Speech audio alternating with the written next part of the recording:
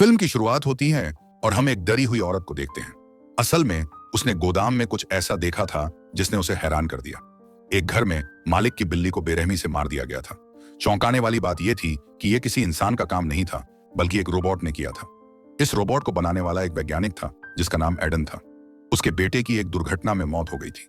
वह अपने दुहक से उबर नहीं पा रहा था। उसने अपनी तकनीकी क्षमता का इस्तेमाल करते हुए अपने बेटे की याद में यह रोबोट बनाया। उसका नाम भी अपने बेटे के नाम पर ही रखा, रॉबिन, जो इस फिल्म का नाम भी है। अब जैसे ही उसने देखा कि रोबोट का हाथ हिल रहा है, वह हैरान भी हुआ और खुश भी। उसने इस रोबोट रॉबिन को अपने बेटे की तरह अपना लिया। ऐसा लग रहा था जैसे उसकी जिंदगी में फिर से खुशियां लौट आई हों। लेकिन उसे नहीं पता था कि यह एक मशीन है जो अब स्वतंत्र रूप से सोचने की क्षमता विकसित कर चुकी है, जिसके परिणाम बेहद खतरनाक हो सकते थे, क्योंकि अब यह स्पष्ट था कि उसमें भावनाएं और संवेदनाएं आ गई थीं।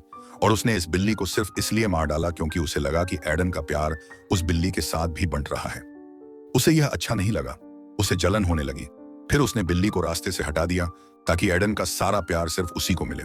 इसके बाद दृश्य बदलता है और हम एक लड़के लियो को देखते हैं जो पिछले 5 सालों से एक लड़की के साथ है। दोनों एक दूसरे को पसंद करते हैं और आज लियो उसे शादी के लिए प्रपोज करता है। उसकी दोस्त बहुत खुश हो जाती है, लेकिन उसे यह नहीं पता था कि लियो पर भारी कर्ज है और कर्ज वसूलने वाले हर वक्त उस पर नजर रखे हुए हैं। अब जब उसकी दोस्त लियो से उसकी नौकरी के बारे में पूछती है तो वह बात टालता है और कहता है कि मैं तुम्हें अपने एक बहुत करीबी दोस्त से मिलवाने ले जा रहा हूं। वह और कोई नहीं बल्कि एडन था। वह लियो का अंकल था जिसके घर दोनों बहुत जल्द पहुंच जाते हैं। बातचीत के दौरान एडन कहता है कि एक रोड एक्सीडेंट के बाद से उसकी याददाश्त कमजोर हो गई है, इसलिए उसने लियो को थोड़ा समय लेने के बाद पहचाना। अब वह बूढ़ा हो चुका था और ठीक से चल नहीं पाता था, इसलिए लियो की दोस्त उसे सहारा देकर घर के अंदर ले जाती है और ऊपर खड़ा रोबोट यह सब देख रहा होता है। अब लियो एक जगह बैठकर एडन की तस्वीरें देख रहा था। अचानक उसे पीछे खिड़की से जोर की आवाज सुनाई देती है। हैरान होकर वह तुरंत देखने जाता है, जहां उसे पर्दे के पीछे एक छोटे बच्चे की परछाई दिखाई देती है। लेकिन जब वह दरवाजा खोलता है, पाता है तो वहां कोई नहीं होता। अब जब वह कमरे से बाहर आता है तो वह चूल्हे के पास एक अजीब सा रोबोट बैठा हुआ देखता है। लियो बहुत हैरान हो जाता है। इसी बीच उसकी दोस्त भी आ जाती है, जो उसे देखकर हैरान होती है। तभी एडन भी आ जाता है। वह गर्व से बताता है कि यह है रॉबिन, एक रोबोट जिसे मैंने बनाया है और यह एक बहुत ही कमाल का रोबोट। अब वह रॉबिन की विशेषता दिखाने के लिए सभी को बाहर जाने के लिए कहता है और दरवाजा बंद करने के लिए कहता है। जब लियो की दोस्त ने दरवाजे पर 3 बार दस्तक दी और सभी अंदर आए तो रोबोट वहां से गायब था। अब यह देखकर लियो को ऐसा महसूस होने लगा जैसे घर में कोई और भी मौजूद है, लेकिन नौकरानी उन्हें आश्वस्त करती है कि यहाँ हम चारों के अलावा कोई नहीं है। अब कुछ देर बाद एडन आराम करने चला जाता है और नौकरानी दोनों से बात करने लगती है। वह कहती है कि मुझे एडन की चिंता होती है।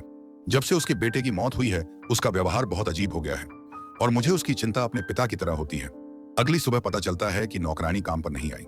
यह बहुत हैरान करने वाली बात थी, क्योंकि इतने सालों में पहली बार हुआ था कि उसने बिना बताए छुट्टी ली थी।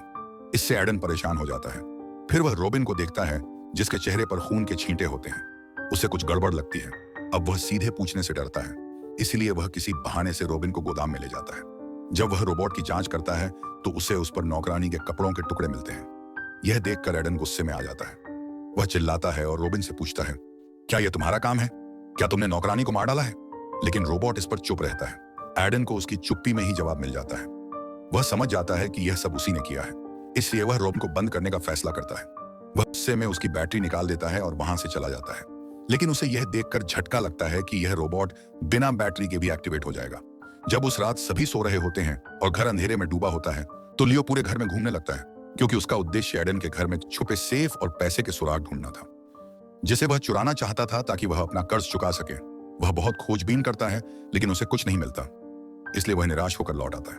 अगली सुबह एडन गोदाम में जाता है ताकि वह रोबोट की जांच कर सके, लेकिन हैरानी की बात यह होती है कि वहां रोबोट नहीं होता, इसलिए वह वापस घर लौट आता है। फिर वह ऊपर से पियानो की आवाज सुनता है। जब वह जांच करने जाता है तो देखता है कि एक रोबोट आईने के सामने खड़ा है और बार बार अपनी आंखें झपका रहा है।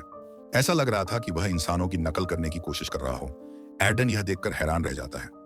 वह सोच में पड़ जाता है कि यह रोबोट बिना बैटरी और पावर के कैसे काम कर रहा है। उस रात लियो फिर से घर में घूमने लगता है सेफ की तलाश में। इस बार वह ऊपर के कमरे में जाता है जहां एक बॉक्स अपने आप खुल जाता है। जब वह जांच करता है तो उसमें कुछ पुराने खिलौने होते हैं जिनसे एडन का बेटा खेला करता था। इसके अलावा उस बॉक्स में कोई कीमती चीज नहीं होती।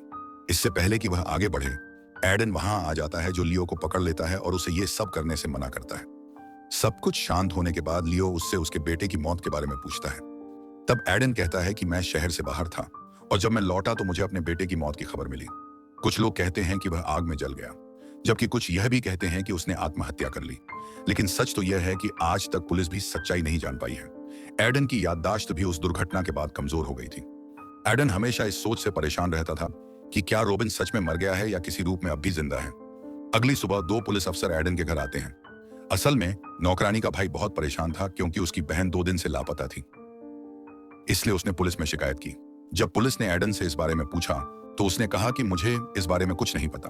फिर पुलिस ने कहा कि नौकरानी को आखिरी बार इस घर के गोदाम में देखा गया था। उसने एक टैक्सी ड्राइवर को घर बुलाया था, लेकिन टैक्सी ड्राइवर बहुत देर इंतजार करने के बाद वापस चला गया।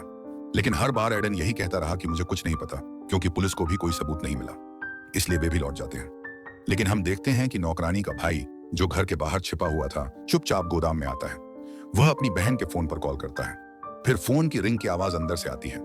आवाज का पीछा करते हुए जब वह अंदर पहुंचता है तो वह जो दृश्य देखता है उसे देखकर वह हैरान रह जाता है, क्योंकि उसकी बहन की लाश वहां बहुत बुरी हालत में पड़ी होती है। और इससे पहले कि वह कुछ समझ पाए, अचानक पीछे से रॉबिन रोबोट आ जाता है। घबराकर उसका भाई पुलिस को कॉल करने की कोशिश करता है, लेकिन रॉबिन उस पर एक लोहे की तेज रॉड फेंकता है, जिससे उसकी भी मौत हो जाती है। और रोबोट फिर से शांति से जाकर चूल्हे के पास बैठ जाता है। अब एडन फिर से उसके पास आता है और पूछता है, बताओ, क्या तुमने नौकरानी को मारा? लेकिन अब भी रोबोट चुप रहता है। वह सिर्फ अपनी आंखें झपकाता रहता है। फिर वह एक कांच का टुकड़ा उठाता है और उस पर एक शब्द लिखता है, जिसे एडन पढ़ता है और थोड़ा सुकून महसूस करता हुआ वहां से चला जाता है। लेकिन दरवाजे के पास खड़ा लियो उनकी बातचीत सुन लेता है। वह भी आता है और उस शब्द को पढ़ता है। अब लियो को एडन के बेटे रॉबिन की मौत को लेकर हमेशा शक रहा है। वह इंटरनेट पर इस मामले से जुड़े पुराने पोस्ट भी पढ़ता है। उसे एक रिपोर्टर की पोस्ट मिलती है जिसने एक पुराने पार्टी की बात की थी। फिर लियो उस रिपोर्टर से संपर्क करता है। जब रिपोर्टर को पता चलता है कि लियो एडन का भतीजा है, तो वह बिना हिचकिचाए उसे सालों पहले हुई घटना की सारी सच्चाई बता देता है। यह उस दिन की कहानी थी जब रॉबिन का 11वां जन्मदिन था। एडन ने उसके लिए एक पार्टी रखी थी, लेकिन मजाक करने के लिए उसे कुछ देर के लिए बेसमेंट में बंद कर दिया गया था। फिर कुछ समय बाद उसे बाहर निकाला गया, लेकिन बाहर आने पर उसका व्यवहार बहुत अजीब हो गया था। वह ताबेसौर बहुत खतरनाक हो गया था। ऐसा लग रहा था जैसे वह वही बच्चा नहीं रहा। अचानक वह खूनी हो गया और पार्टी में आए सभी मेहमानों पर हमला कर दिया। सभी मेहमान मारे गए, केवल एडन और वह रिपोर्टर किसी तरह बच पाए। जब रॉबिन ने अपनी मां पर भी हमला किया तो पीछे से एक गोली चली जिसने रॉबिन की जान ले ली। रिपोर्टर कहता है कि वह गोली किसी और ने नहीं, बल्कि खुद एडन ने चलाई थी। अब यह बात एडन की इज्जत को मिट्टी में मिला सकती थी, इसीलिए उसने पुलिस को पैसे देकर यह मामला दबा दिया। लियो यह सब जानकर चौंक जाता है। उसे यकीन नहीं होता कि ऐसा भी कुछ हुआ होगा। फिर उसकी दोस्त भी आती है, जो गुस्से में लियो पर चिल्लाती है, क्योंकि उसने लियो का फोन देखा था जिस पर कर्ज वसूलने वाले मैसेज भेज रहे थे। इस पर लियो उसे समझाता है कि मैं सिर्फ अपने भविष्य के लिए पैसे कमाने की कोशिश कर रहा था, लेकिन उल्टा कर्ज में फंस गया और अब हमारे पास एक ही रास्ता है, एडन के घर से थोड़ा पैसा चुराना। वह अपनी दोस्त से वादा करता है कि कर्ज चुकता करने के बाद हम दोनों शादी करेंगे और एक नई जिंदगी शुरू करेंगे। रात को लियो की दोस्त एडन की कॉफी में नींद की गोली मिला देती है और थोड़ी देर में वह गहरी नींद में चला जाता है। उसी रात 2 पुलिस ऑफिसर फिर से एडन के घर आते हैं, लेकिन जब दरवाजा नहीं खुलता तो वे घर की तलाशी लेने लगते हैं। महिला पुलिस ऑफिसर बेसमेंट में जाती है, जहां नौकरानी जाया करती थी। वहां उसे एक रोबोट दिखता है जिसकी आंखें चमक रही होती हैं। वह हैरानी से उसे देखने लगती है और जैसे ही वह झुकती है, रोबोट उसके पेट में एक नुकीला हथियार घोंप देता है, जिससे वह दर्द में जमीन पर गिर जाती है। फिर रोबोट उसके शरीर पर एक क्लिप लगाकर उसे करंट देता है, जिससे वह दर्दनाक तरीके से मर जाती है। कुछ देर बाद दूसरा पुलिस ऑफिसर भी बेसमेंट में आता है। वहां उसे जले हुए मानव शरीर की बदबू आती है। जब वह टॉर्च से देखता है उसे अपनी साथी की जली हुई लाश दिखाई देती है। वह बहुत डर जाता है, लेकिन इससे पहले कि वह कुछ समझ पाता, रोबोट पीछे से आकर उस पर भी चाकू से हमला कर देता है। फिर वह उसके चेहरे पर फ्लेम थ्रोअर से आग छोड़ता है, जिससे उसकी भी मौत हो जाती है। उधर लियो और उसकी दोस्त कमरे में अलमारी और सेफ ढूंढ रहे होते हैं। लियो की दोस्त को फर्श अजीब लगता है। जैसे ही वह फर्श का तख्ता हटाती है, एक सीक्रेट बेसमेंट मिलता है। लियो यह देखकर बहुत खुश हो जाता है। यह देखकर उसकी दोस्त पहले तो डर जाती है, लेकिन फिर वह भी उसके पीछे नीचे उतर जाती है।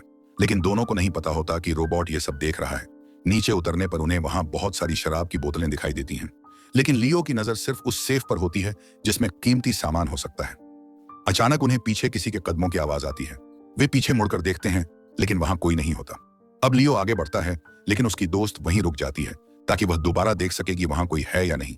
अब जब वह फिर से आगे मुड़कर देखती है तो सामने एक खून से सना हुआ रोबोट खड़ा होता है। उसे देखकर वह जोर से चिल्लाती है और तेजी से वहां से भागती है और फिर से लियो से मिल जाती है। भागते हुए वे एक ऐसी जगह पहुंचते हैं जहां उन्हें आखिरकार वह सेफ मिल जाता है जिसकी उन्हें तलाश थी। इसे देखकर दोनों बहुत खुश हो जाते हैं। कुछ देर के लिए उनका डर खत्म हो जाता है और अब दोनों खुशी खुशी उसे खोलने आगे बढ़ते हैं। लियो को याद आता है कि एडन हमेशा अपने बेटे की जन्मतिथि को ही पासवर्ड के रूप में इस्तेमाल करता था। फिर वह वही पासवर्ड डालता है और सेफ सच में खुल जाता है। लेकिन जो उन्होंने देखा वह उनकी कल्पना से परे था, क्योंकि सेफ पूरी तरह से खाली था। उसमें न तो कोई गहना था और न ही पैसे, जिससे दोनों बहुत निराश हो जाते हैं। यह देखकर लियो की दोस्त उदास हो जाती है, क्योंकि उसे अब समझ आ गया था कि रोबोट से उनकी जान को भी खतरा है। दुर्भाग्य से कुछ भी नहीं मिला। वह रोने लगती है, लेकिन इससे पहले कि वे कुछ कर पाते, लोहे की एक रॉड उसकी गर्दन के आर पार हो जाती है, जिससे उसकी वहीं मौत हो जाती है।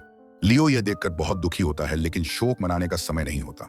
इसलिए वह वहां पड़ी एक रॉड उठाकर रोबोट पर हमला करता है। लेकिन वह अभी भी काम कर रहा होता है। अब वह लियो पर कांच से हमला करता है, जिससे वह बेहोश हो जाता है। जब उसे होश आता है तो वह खुद को एक कुर्सी से बंधा हुआ पाता है। यह वही बेसमेंट था जहां कभी रॉबिन को बंद किया गया था। तभी रोबोट बोलना शुरू करता है। हैरानी की बात यह थी कि उसकी आवाज में रॉबिन की आत्मा की उपस्थिति महसूस होती है। वह अपने बचपन की बातें करने लगता है, कैसे उसकी माँ उसे छोटी छोटी बातों पर यहां बंद कर देती थी। उसे हर झूठ या शरारत पर सजा मिलती थी। अब रोबोट लियो से पूछता है, तुम एडन के घर क्यों आए हो? किस मकसद से आए हो? तब लियो झूठ बोलता है कि मैं तो बस मिलने आया था। यह सुनकर रोबोट उसे नेलगन से सजा देता है। अब जब दूसरी बार लियो को सजा मिलती है, वह फिर भी सच नहीं बताता और उसे फिर से दर्द सहना पड़ता है। फिर तीसरी बार जब वह तहे दर्द नहीं सह पाता, तो वह आखिरकार सब कुछ कबूल कर लेता है। वह कहता है, हाँ, मैं सच में एडन का भतीजा नहीं हूं। मैंने बस उसकी कमजोर याददाश्त का फायदा उठाया ताकि उसके घर में घुसकर पैसे चुरा सकूं। अब लियो खुद को दोष देने लगता है। वह अपनी दोस्त की मौत का जिम्मेदार भी खुद को ठहराता है। फिर लियो एक कील निकालता है और अपनी रस्सी काटने लगता है। रोबोट अब भी उसकी बातों पर यकीन नहीं करता। जैसे ही रोबोट उस पर नेलगन से तुरंत रस्सी खोलकर खड़ा हो जाता है। वह रोबोट को नीचे धकेल देता है और नेलगन उठाकर उसे नुकसान पहुंचाने ही वाला होता है कि तभी पीछे से एडन उसे गोली मार देता है, जिससे लियो की मौत हो जाती है। असल में एडन अब सब कुछ समझ चुका था कि अब उसके बेटे की आत्मा पूरी तरह से उस रोबोट में समा चुकी है। इसलिए वह अब किसी को भी अपने बेटे को नुकसान नहीं पहुंचाने देना चाहता था। उसे डर था कि कहीं फिर से कोई उसे उसके बेटे से अलग न कर दे। इसलिए वह एक बार फिर रोबोट को ठीक करता है और पहले जैसा बना देता है। यानी अब यह रोबोट उसके बेटे के रूप में एक नई जिंदगी शुरू करता है। और अगर कोई भी उनके बीच आए या रोबोट को नुकसान पहुंचाने की कोशिश करे, तो वह खतरनाक रोबोट और यह पागल एडन उसे कभी नहीं छोड़ेंगे। और इसी के साथ इस फिल्म की कहानी भी यहीं खत्म हो जाती है।